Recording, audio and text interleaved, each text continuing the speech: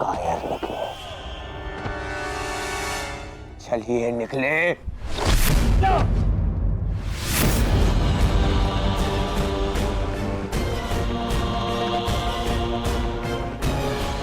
क्या कर रहे हो तुम? क्या कर? दंड दे रहा हूं। एक भगोड़े को, एक कृष्ण को, एक भगोड़े को जो युद्ध से पूर्व ही भाग रहा है। शांत हो जाओ, शांत हो जाओ। दुर्योधन, सब जानता हूं कि तुम उस छलिए के साथ क्यों गए थे, और माता कुंती के पास भी।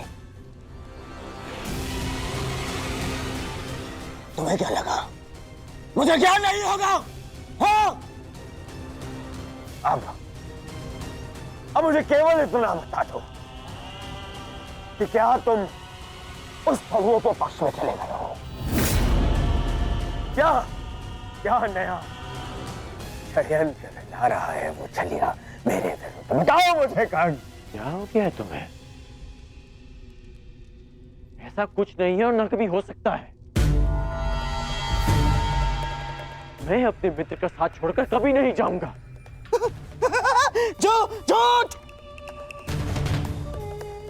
झूठ बोल रहा है ये दुर्योधन, ये झूठ बोल रहा है। मैं झूठ नहीं बोल रहा हूं, और आपने फिर से षड्यंत्र रचना शुरू कर दिया गांधार राज। हाँ तो बताओ मुझे क्या वार्ता करने गए थे तुम उन पांडवों की माता के साथ? मित्र, मैं बताती हूँ दुर्योधन।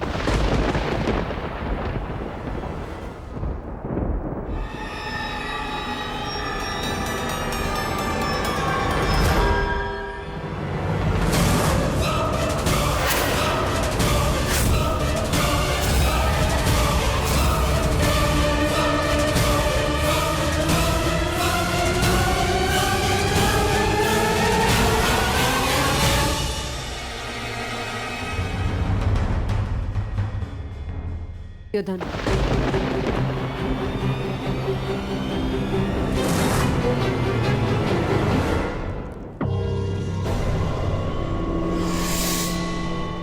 अब तो माता कुंती भी है। तो बताओ मुझे कर्ण, मेरी शत्रुओं की माता ने क्या योजना बनाई है? क्या षड्यंत्र रचा है?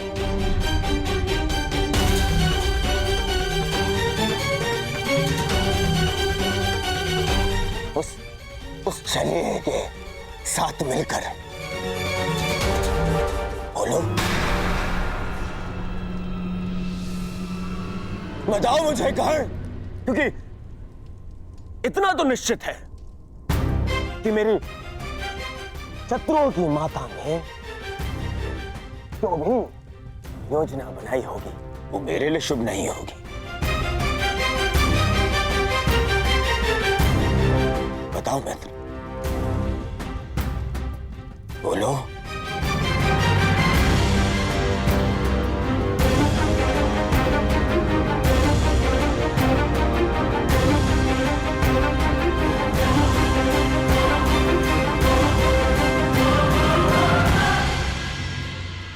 आप बताइए काकेश्वरी, क्या ये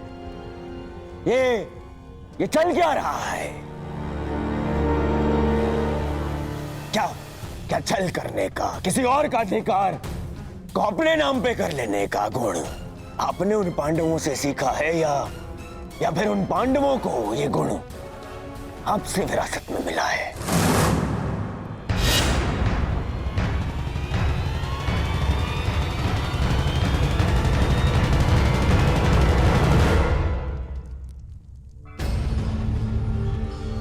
नहीं नहीं।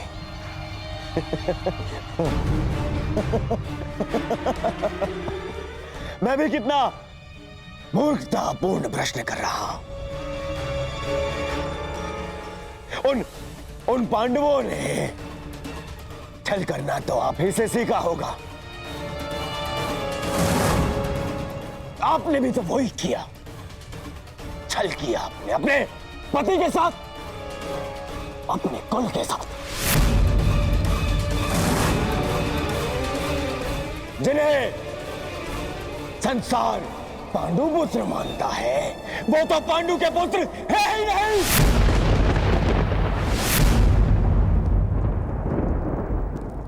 एक पति के जीवित होते हुए भी तीन तथा कथित देवताओं के साथ संबंध बनाया आपने। बस करो, ये मेरी माता है।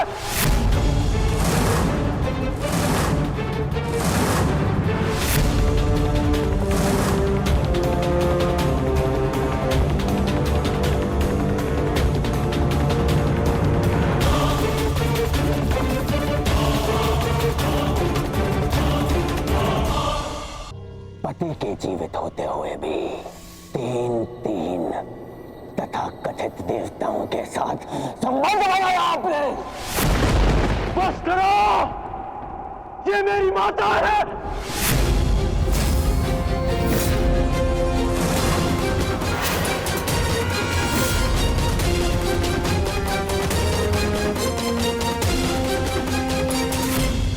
ये भले ही पांडवों की जन्ममाता है, परंतु ये तुम्हारी मां समान है।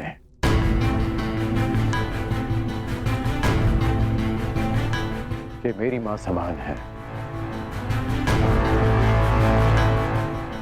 माता शत्रु की हो या मित्र की, कौरवों की हो या पांडवों की, माता सम्मान की अधिकारिणी होती हैं। हस्तिनापुर की कुलवधू के अपमान के कारण आज ये युद्ध हमारे सामने खड़ा है, और आज तुम हस्तिनापुर की राजमाता का भी अपमान करोगे।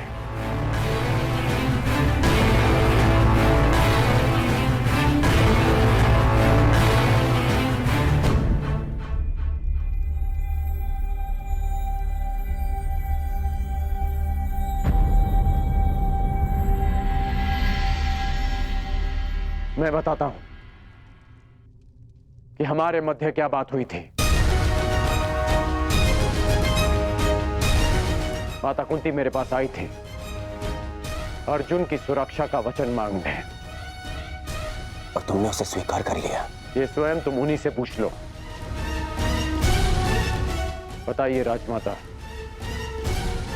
मेरा क्या उत्तर था?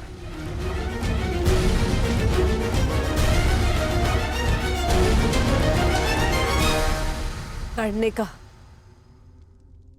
युद्ध के अंत तक या अर्जुन जीवित रहेगा या फिर उसने ये भी कहा कि वो अपने मित्र से वो नहीं मोड़ सकता। परंतु ये बस, और कुछ मत कहिएगा मां मछली, कुछ मत कहिएगा।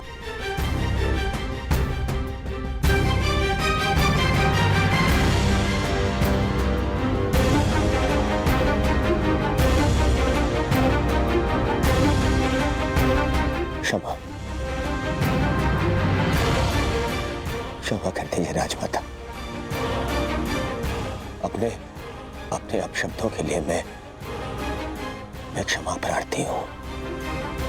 क्रोधवश मैं स्वयं से नियंत्रण खो बैठा था। मुझे क्षमा कर दीजिए माता।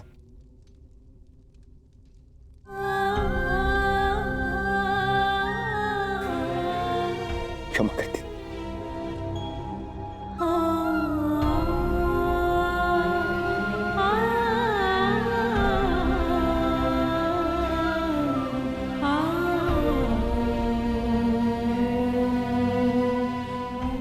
अब आज्ञा दीजिए युवराज,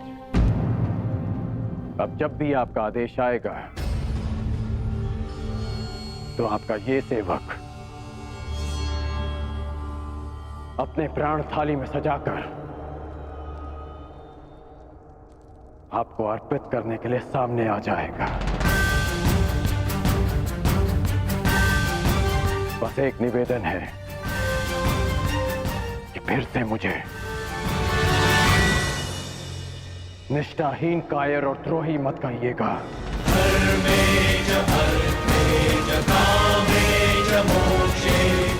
आज मैं आपको एक वचन देता हूं युवराज। इस युद्ध के केवल दो परिणाम आएंगे। पहला, इस युद्ध के पश्चात आपके शीश पर राज मुकुट होगा, या दूसरा, इस कर्ण के धड़ पर शीश ही नहीं होगा। आज्ञा दीजिए।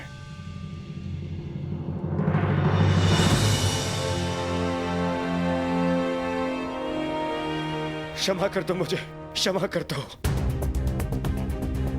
मैं उस छलिए के माया से भ्रमित हो गया था मित्र। मैं भीत हो गया था, स्वयं पर से विश्वास खो बैठा था, और तुमसे भी। मुझे लगा कि कहीं वो छलिया मुझसे मेरा मित्र छीन न ले। मुझे क्षमा कर दो मित्र।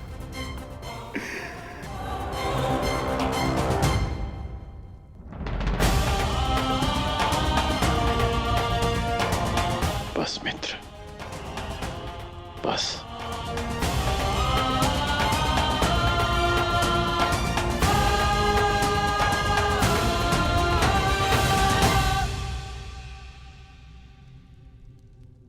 मेरे जीवन के अंतिम क्षण तक ऐसा नहीं होगा मित्र। तुमसे तुम्हारा मित्र मृत्यु अवश्य छीन सकती है,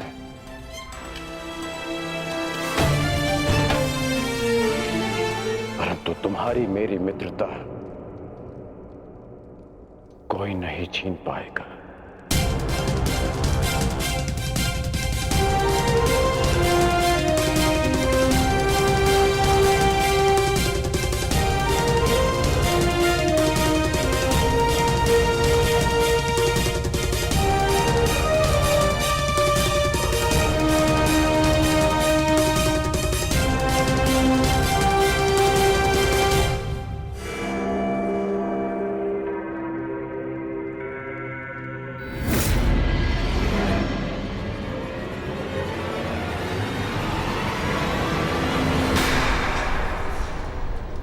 मेरे मित्र से जीवन भर का आश्वासन मिल गया है मामाश्री। अब कभी मेरे मन में मेरे मित्र के विरोध में विष भरने का प्रयास मत करना। मेरा मित्र मेरे साथ है।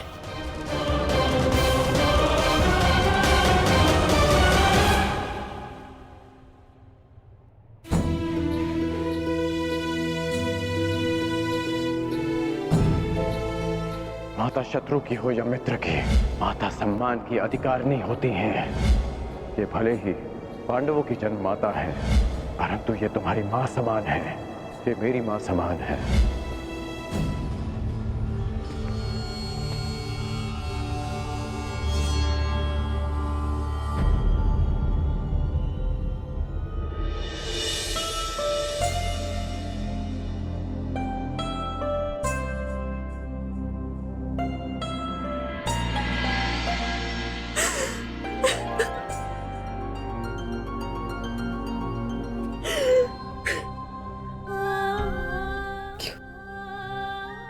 तुमने ऐसा क्यों नहीं सत्य बताया दुर्योधन को?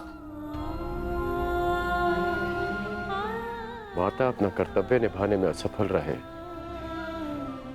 इसका अर्थ ये नहीं कि एक पुत्र भी अपना धर्म भूल जाए। पुत्र होने के नाते माता के सम्मान की रक्षा करना मेरा धर्म था। यदि सत्य सबके समक्ष आ जाता, यदि मैं आपको सत्य कहने से नहीं रोकता, तो केवल आप इस राज परिवार में अपना सम्मान नहीं खोते,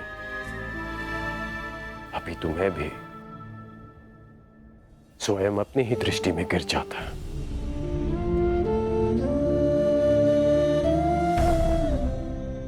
मानता हूं कि मैं आपसे शुद्ध हूं, परंतु आप ही का पुत्र होना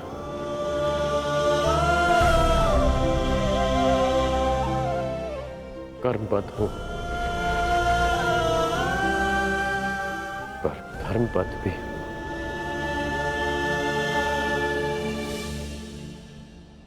कहां से लाए उतना साहस? कैसे अर्जित किया इतनी पीड़ा सहने का सामर्थ्य? कैसे आई उदारता तुम्हारे हृदय में? तुम्हारा हृदय तो मां से भी विशाल है। कौन हो तुम? कौन हो? जन्म से सूर्य पुत्र कौन्तेय, परंतु कर्म से एक सूत पुत्र राधे कर्ण।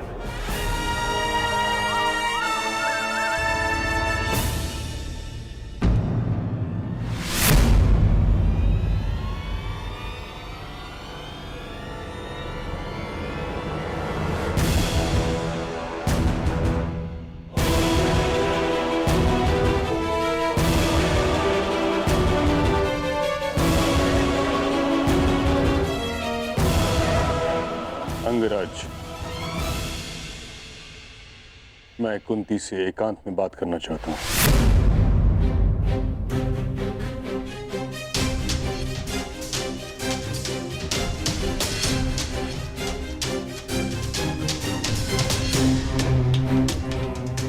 अवश्य।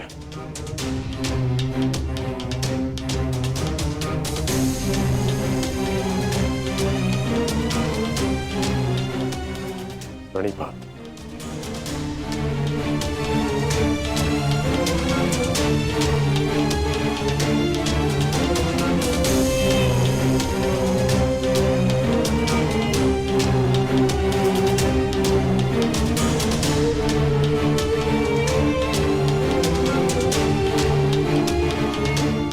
धात्री, क्षमा चाहती हूँ।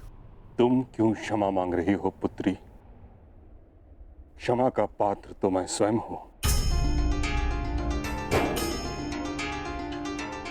मैं एक मां से क्षमा मांगने आया हूं, जिसके पुत्र एक महायुद्ध में फंस गए हैं, जिसकी उत्तरदायी तुम नहीं, मैं ही क्या, समस्त महारथी आचार्य, हम सभी। हम इस युद्ध को रोकने में सक्षम थे, परंतु रोक नहीं पाए। इस बात से मन संतुष्ट है कि तुम्हारे सभी पुत्र धर्म के पक्ष में हैं। यदि उनमें से कोई एक भी मेरे पक्ष में होता तो मैं उसकी रक्षा के लिए कुछ नहीं कर सकता था।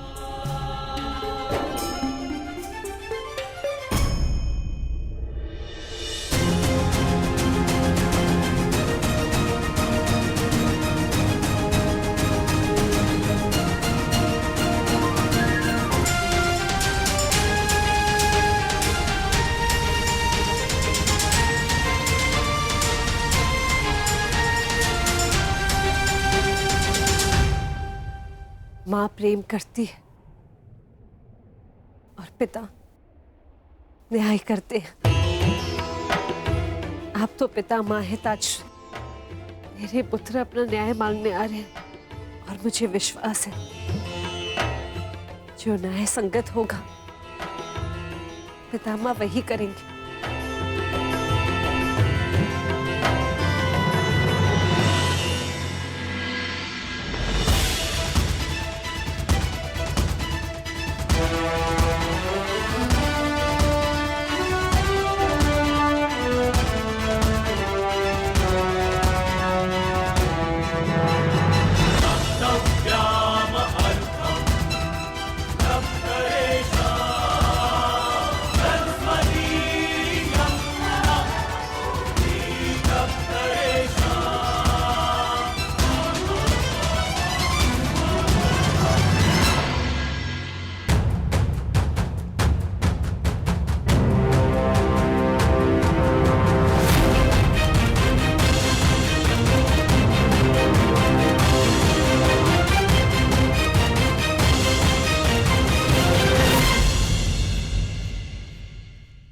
माता, क्या आज मैं आपसे कुछ मांग सकता हूँ?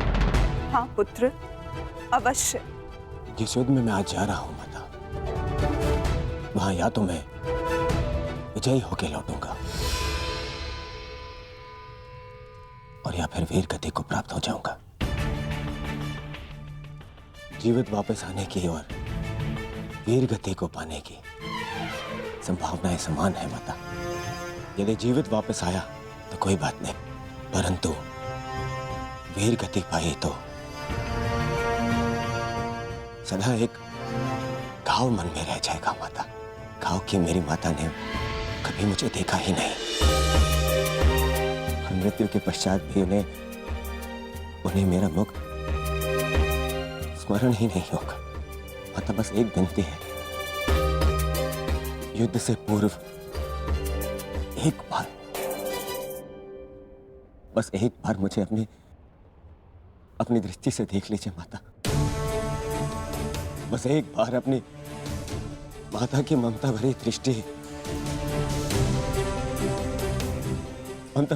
अपने आप के ऊपर डालना चाहता हूं माता। मैं जानता हूं पिताश्री के लिए ये संभव नहीं है माता, परंतु आप तो एक बार मुझे देख ही सकती माता। आपकी कृपा दृष्टि मेरे लिए आशीर्वाद होगी माता। बस एक बार।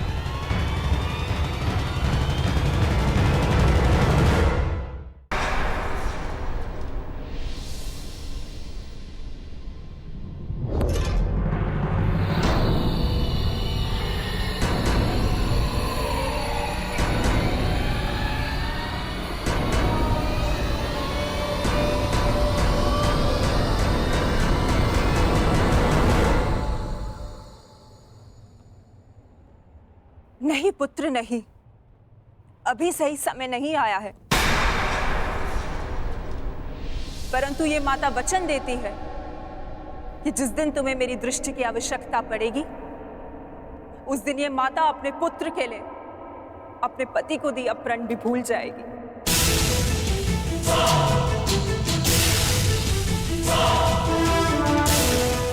जाओ पुत्र जाओ, जाओ और एक दूसरे का रणभूमि में ध्यान रखना, क्योंकि वहां तुम सब ही एक दूसरे के माता, पिता, बंधु एवं सखा होगी।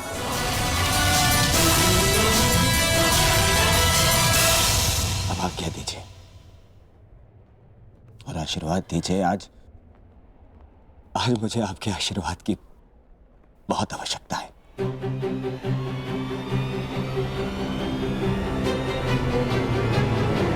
कल्याणमस्तु पुत्र, तुम सभी का कल्याण।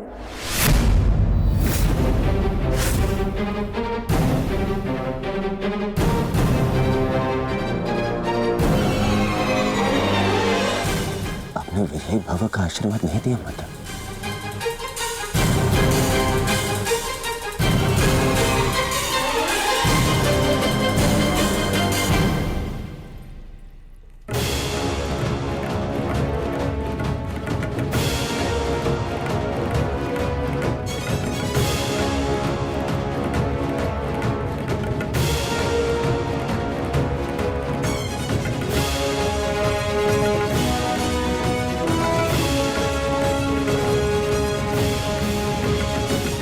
आशा करती हूँ वृकोदर, युद्ध समाप्त होने के पश्चात आपकी पत्नी पुनः अपने केश बांध सकेगी। मुझे विश्वास है पांचाली, इस आने वाले युद्ध में मैं वृकोदर भीम उस दुशासन की छाती फाड़कर उसके छाती के नहु से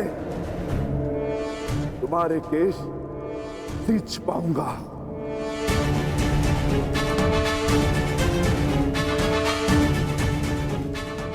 हर हर महादेव! हर हर महादेव! अधिकाराणां प्राप्त्यर्थं साम्राज्यार्थं न्यायानां अधिकाराणां प्राप्त्यर्थं साम्राज्यार्थं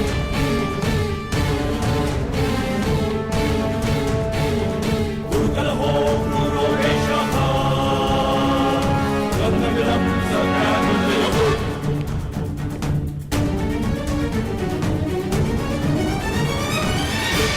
न्यायस्य अन्याये पुण्यस्य तथा च पापे योग्यस्य वा अयोग्ये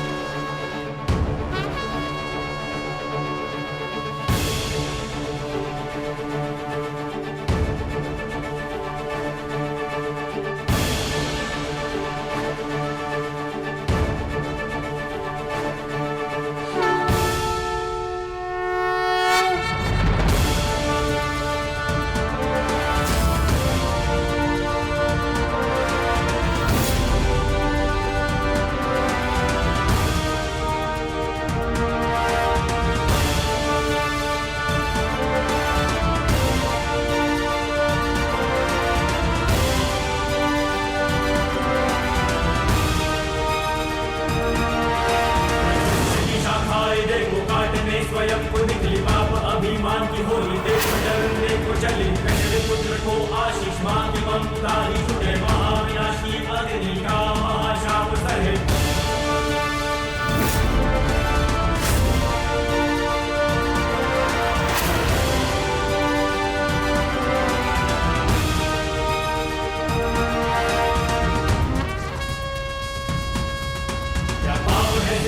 निकला धर्म है अब जाए टूटा दिया विधाता ने है जो हर अवसर जाए छूटा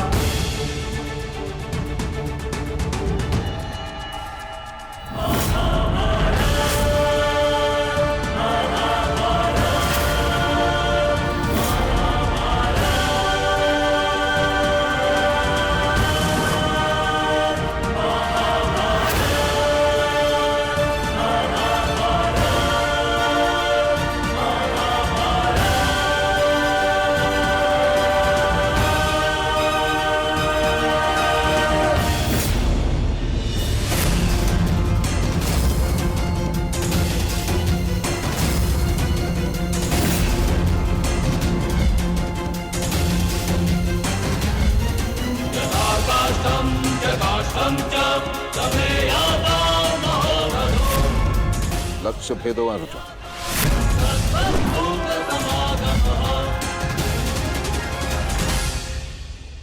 मैं नहीं चाहती कि मेरा कोई भी पुत्र एक दूसरे का वध करे।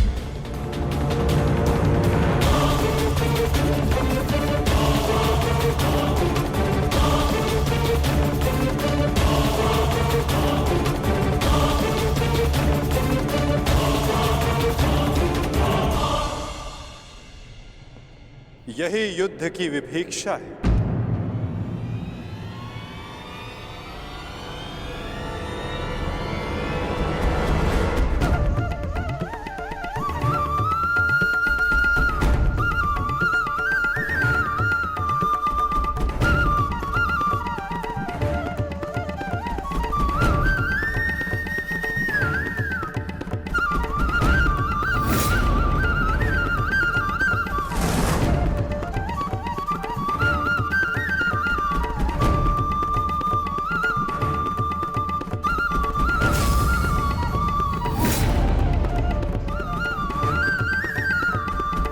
चाहे जो भी पक्ष जीते, परंतु हानि दोनों ही पक्षों को होती है।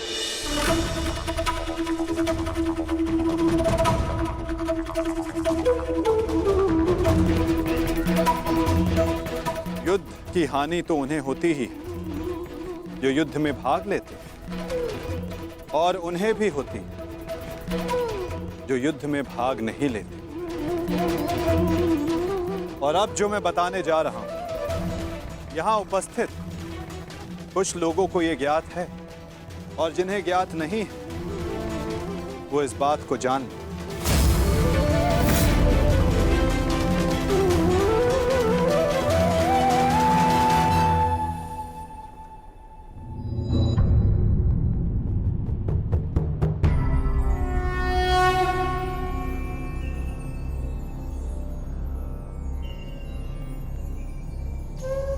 इस युद्ध के लिए ये कुरुक्षेत्र की भूमि उचित क्यों है? सर्वप्रथम ये धरती कुरुवंश के अधिकार में आती, इसलिए इस धरती पर कौरव और पांडव इन दोनों का समान अधिकार है।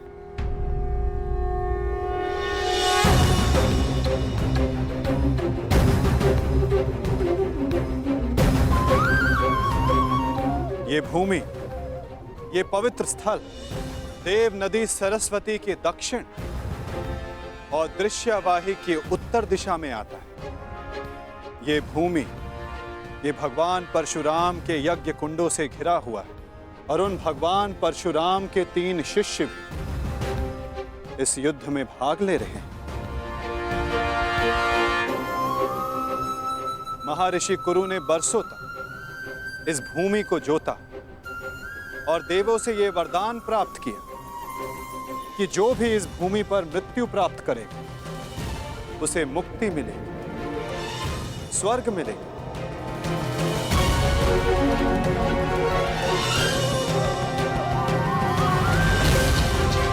और जिसे विजय प्राप्त हो उसे न्याय मिलेगा। ये भूमि न्यायदात्री, पाप नाशिनी है और ये युद्ध भी न्याय के विजय के, पापों के नाश के लिए हो रहा है। मुझे विश्वास है कि युद्ध का परिणाम चाहे जिस पक्ष में क्यों ना हो, धर्म स्थापना अवश्य हो।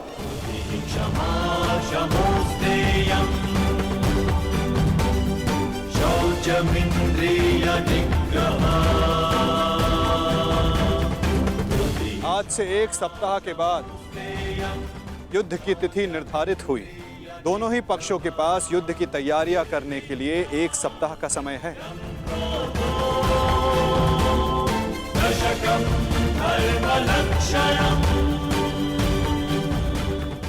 और उसके पश्चात दोनों ही पक्ष यहां पुनः उपस्थित होंगे।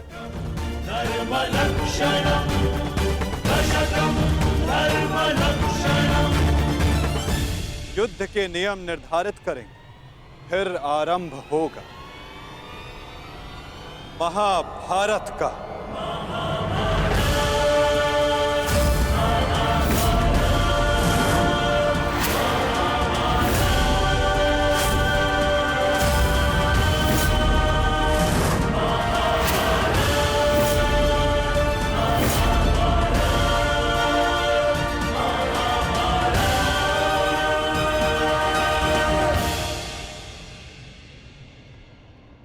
हेलो अर्जुन,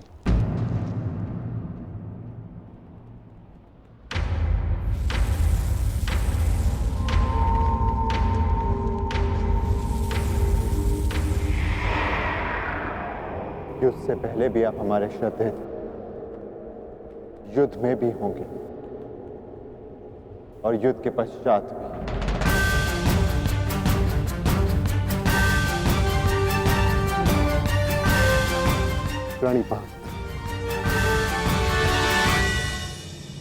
आयुष्मान भव।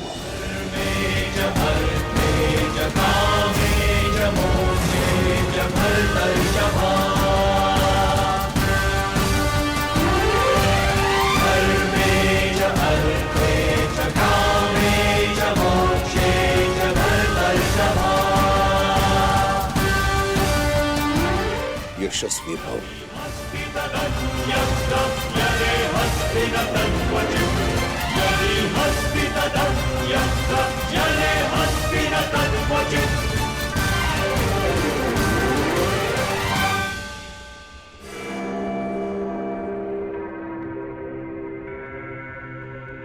ये क्या था पितामह? जिन्हें हम युद्ध में परास्त करके उनका अंत करना चाहते हैं, उन्हें आप लंबी आयु का आशीर्वाद दे रहे हैं। ये दुर्योधन जब छोटे आशीर्वाद मांगे तो उनको आशीष देना बड़ों का कर्तव्य है। तुम यदि अपने ज्येष्ठ युधिष्ठिर से आशीर्वाद मांगोगे तो अवश्य तुम्हें आशीर्वाद देगा। इतनी बड़ी सेना है तुम्हारे पास, मेरे केवल एक आशीर्वाद देने से तुम अपना आत्मविश्वास खो बैठे। तुमने जो चाहा तुम्हें मिला, वो सब कुछ तुम्हारे पास है जो तुम्हें चाहिए। मैं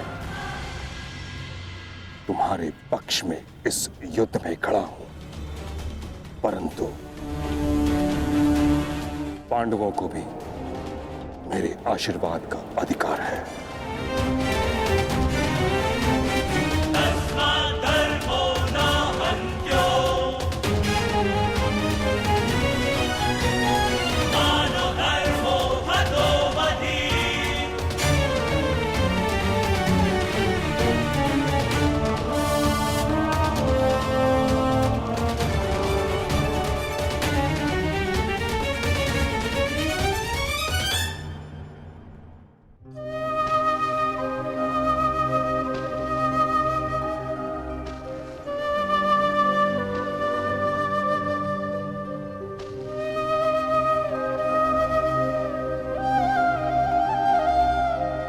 माते,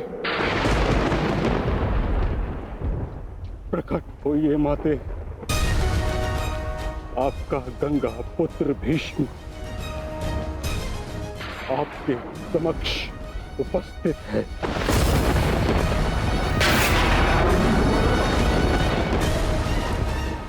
क्या मेरी आवाज आप तक नहीं पहुंच रही? समूचे संसार को अपने जल से शीतलता प्रदान करती हैं आप। आज अपने पुत्र के जलते हुए हृदय को शीतलता प्रदान करिए माते। प्रकट होइए। समझ गया मैं। आप मुझसे रुष्ट हैं, असंतुष्ट हैं। आप कर भी क्या सकती हैं?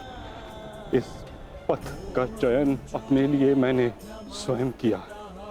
यही मेरा दोष है। मेरा दोष वो प्रारब्ध है जिसने मुझे इच्छा मृत्यु का श्राप दिया है। मेरा दोष मेरी वो प्रतिज्ञा है जिसे मैं तोड़ नहीं सका।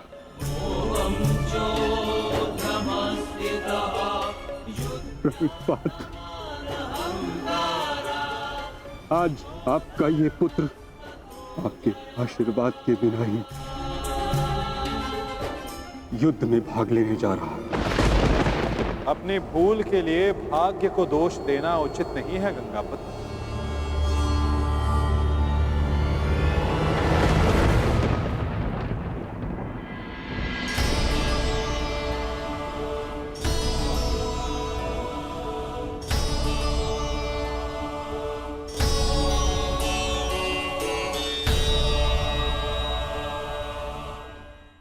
योद्धा को इस अवस्था में देखना भी तो उचित नहीं वासुदेव।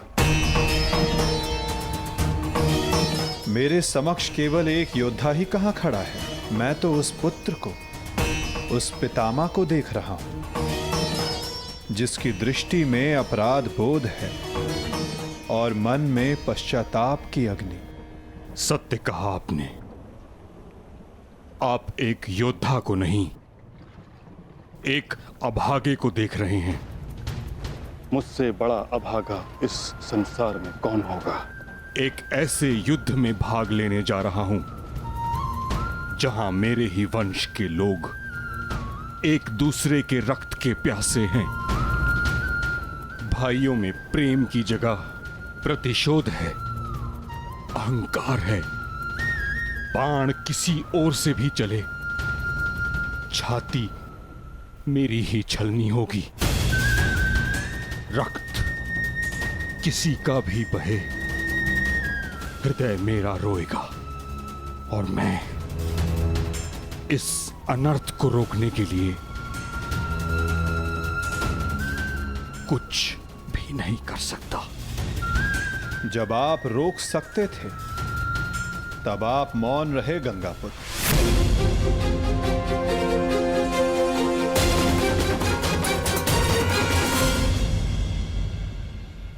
इस युद्ध को संभव बनाने में आपका भी योगदान है गंगापुत्र। उस अधर्म के आप भी भागीदार थे। भागीदार नहीं वासुदेव, विवश था मैं अपने वचन से, अपनी प्रतिज्ञा से बंधा हुआ था। आपकी प्रतिज्ञा हस्तिनापुर के सिंहासन की रक्षा करना थी। और हस्तिनापुर एक वस्तु, एक राज्य नहीं, एक सोच थी जो भारत में धर्म का उदय कर रही थी। वचन या प्रतिज्ञा कभी उस कारण से अधिक बड़ी नहीं होती जिसके लिए प्रतिज्ञा ली गई है। आपकी प्रतिज्ञा का कारण था हस्तिनापुर की सुरक्षा, अपने वंश का यश, और आज आपकी प्रतिज्ञा हस्तिनापुर को, आपके वंश को कहां ले आई है गंगापुत्र? आपने हस्तिनापुर को ऐसा राजा दिया जो अपनी ही प्रजा के अश्रु नहीं देख सकता, ऐसा युवराज दिया जो अपनी ही भ्राताओं की संपत्ति से द्वेष रखता है। आपके इस वचन ने एक स्त्री का भरी सभा में सबके समक्ष मान मर्दन होने दिया। माता पिता अपनी संतान को वचन देते हैं कि वो उनका साथ देंगे, परंतु अपनी संतान को सही मार्ग पर रखना माता पिता का कर्तव्य होता है। यदि उचित समय पर आपका धनुष उठा होता, आपने अपना स्वर उठाया होता, तो आज संपूर्ण भारत महाभारत की चौखट पर ना खड़ा होता गंगापुत्र।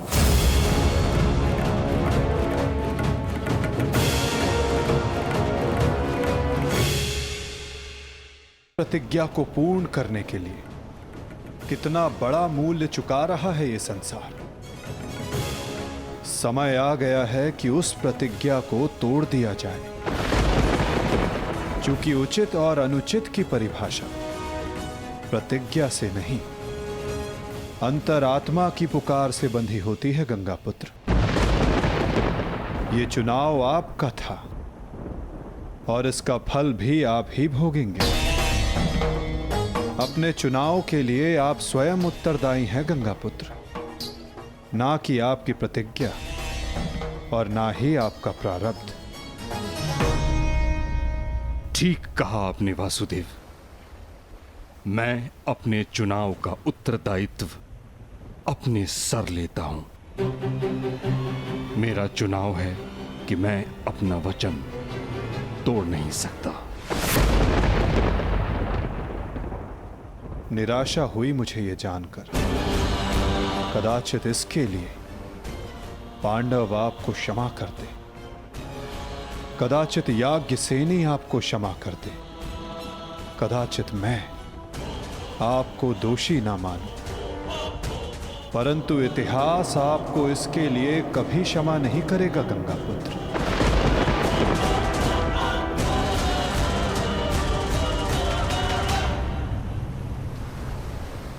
रुकिए वासुदेव, मैं नहीं चाहता कि मुझे क्षमा मिले।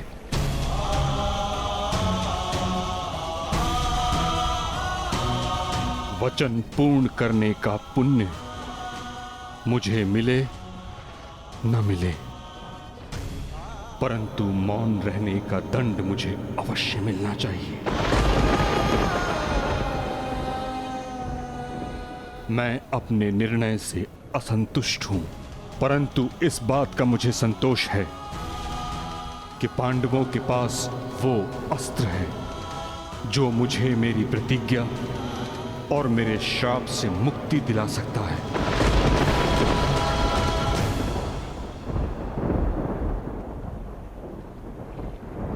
आप भली भांति जानते हैं कि मैं किसके विषय में बात कर रहा हूं, किंतु पांडवों को इसका ज्ञान नहीं। उनका मार्गदर्शन आपको करना होगा वासुदेव। भीष्म नामक समस्या का समाधान आप उनको सुझाएंगे। समाधान अपने गंतव्य तक पहुंचने को है गंगापुत्र।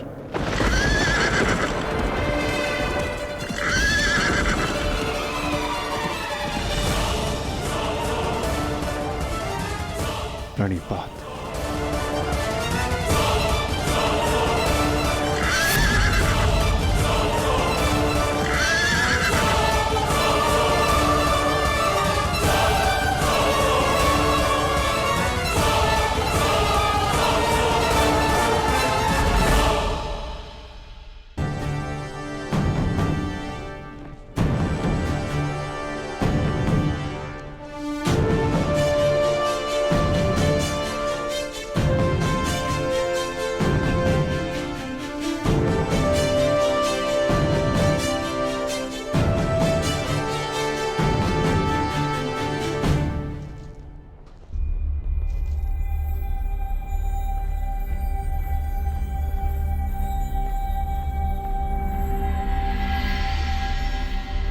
पिताश्री, आप इस भूमि को प्रणाम क्यों कर रहे हैं? क्योंकि ये एक अति पावन भूमि है जहां मेरे गुरु परशुराम ने तपस्या की। परंतु अब ये एक युद्ध भूमि है। अब यहां तपस्या नहीं, शत्रुओं का संहार होगा। एक योद्धा के लिए युद्ध भूमि उसकी कर्म भूमि, धर्म भूमि और यज्ञ भूमि होती है। मंदिर के समान पवित्र होती है। परंतु पिताश्री, मेरी दृष्टि में ये सोच एक योद्धा को युद्ध में निर्बल बनाती है। मेरा मानना है कि योद्धा जब तक क्रोधित ना हो तब तक वो प्रहार नहीं कर सकता। नहीं, क्रोध में किया गया प्रहार शत्रु से अधिक स्वयं को हानि पहुंचाता है।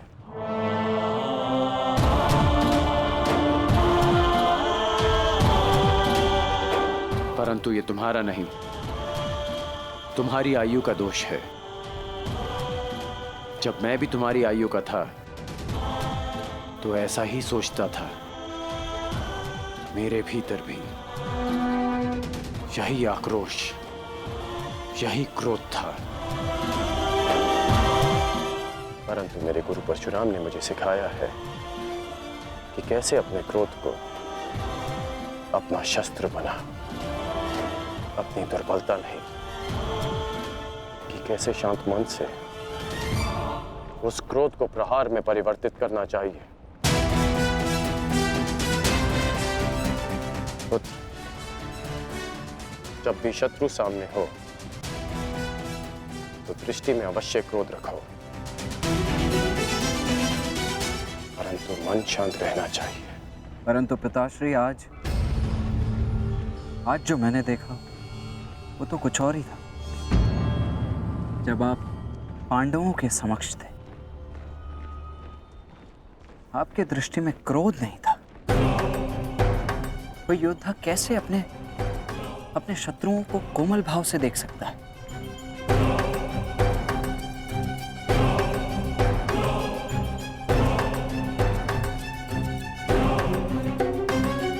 आवश्यक नहीं कि हर कोई जो हमारे विपक्ष में खड़ा हो, हमारे विरोध में खड़ा हो, वो हमारा शत्रु हो।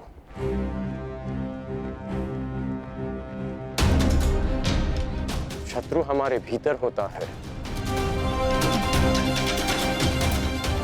जो बीते कर्मों का फल बनकर हमें सर्प की भांति डसता है।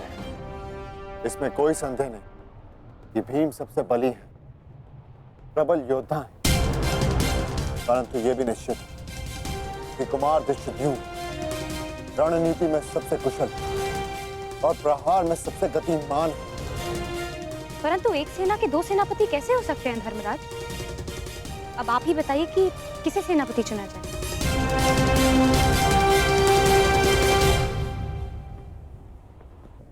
मेरा निर्णय यह है कि हमारी सेना के नेतृत्व के लिए सबसे अधिक योग्य एक विकल्प शेष है युधिष्ठिर।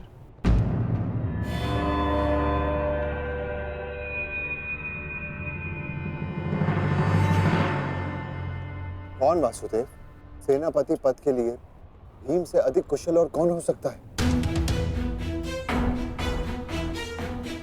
भीम की कुशलता पर मुझे कोई संदेह नहीं, परंतु हमें एक ऐसा सेनापति चाहिए जो युद्ध में गंगा पुत्र के समक्ष खड़ा हो सके।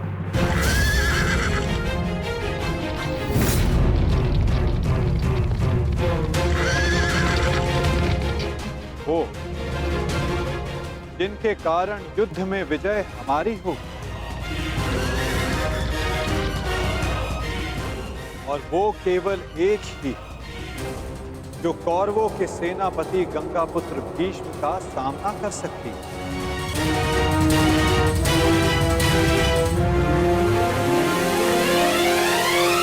शिखंड।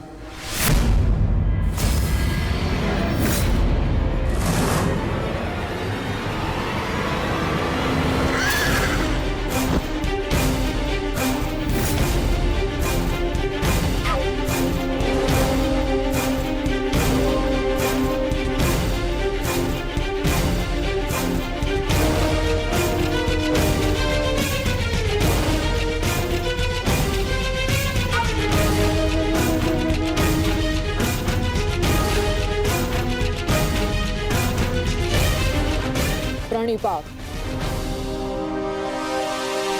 ये युद्ध केवल आपका नहीं, मेरा भी है। हर उसका है जिसको कौरवों के अन्याय से कष्ट हुआ है। और मैं वचन देती हूं, कौरवों को परास्त करने के लिए मैं पूरा प्रयास करूंगी। हर हर महादेव! हर हर महादेव! हर हर महादेव! हर हर महादेव! हर हर महादेव!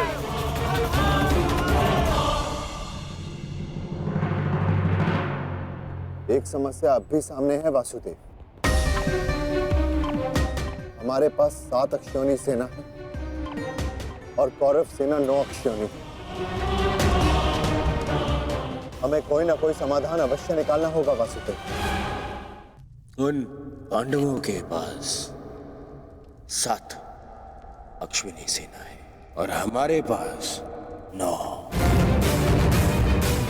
चिंता करने की आवश्यकता उन्हें है, हमें नहीं। यदि तुम यूं ही बैठे बैठे आनंद मनाते रहोगे ना दुर्योधन, तो शीघ्र ही ये समीकरण बदल जाएगा। ना, मेरे कहने का तात्पर्य ये है कि शीघ्र ही ये समीकरण बराबर का हो जाएगा दुर्योधन। समझ गए? कैसे? मद्रराज शल्य स्मरण है? नकुल सहदेव का मामा है वो, मामा। और हर मामा अपने भांजे के अतिरिक्त और किसी का सगा नहीं हो सकता ना?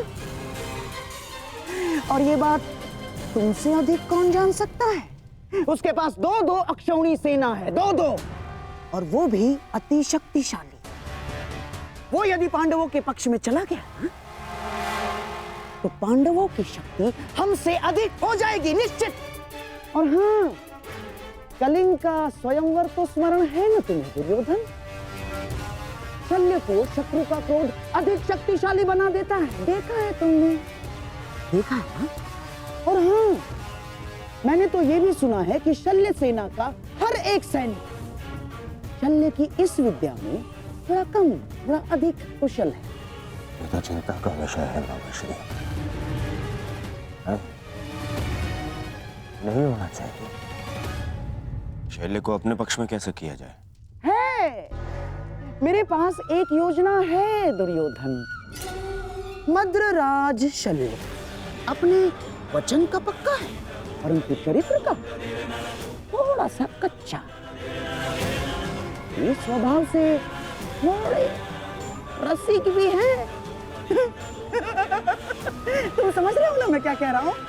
रसिक है थोड़े से। चल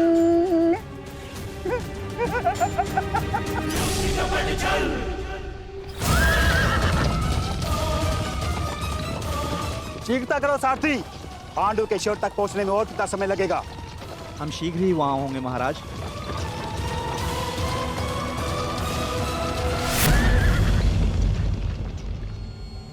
क्यों रोका?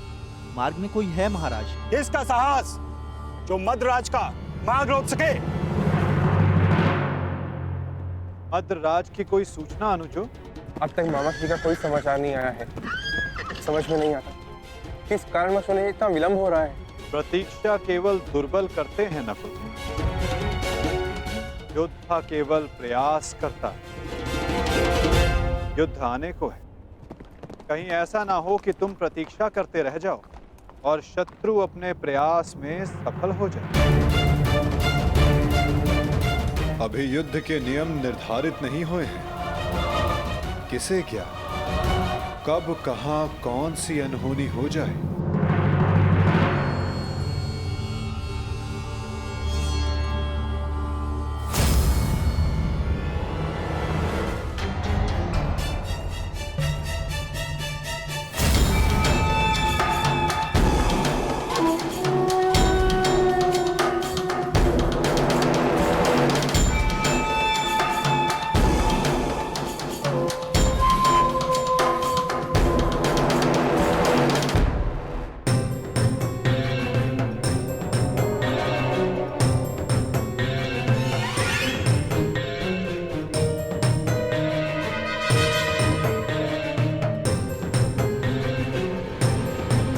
प्रणिपात्र मद्रराज।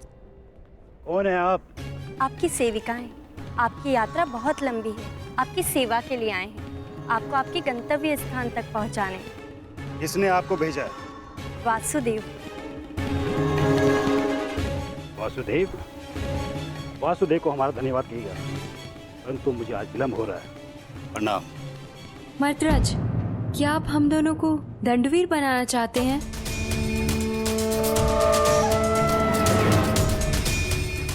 और वैसे भी युद्ध प्रारंभ होने में अभी कुछ दिन शेष हैं। मद्रराज, कहीं आप ये तो नहीं मानते कि हम इतने सुंदर नहीं हैं कि आप हमें आपकी सेवा का अवसर प्रदान कर सके? मद्रराज, युद्ध में जाने से पहले आपकी थकान का शांत होना बहुत आवश्यक है। तो क्या आप हमें ये अवसर प्रदान नहीं करेंगे?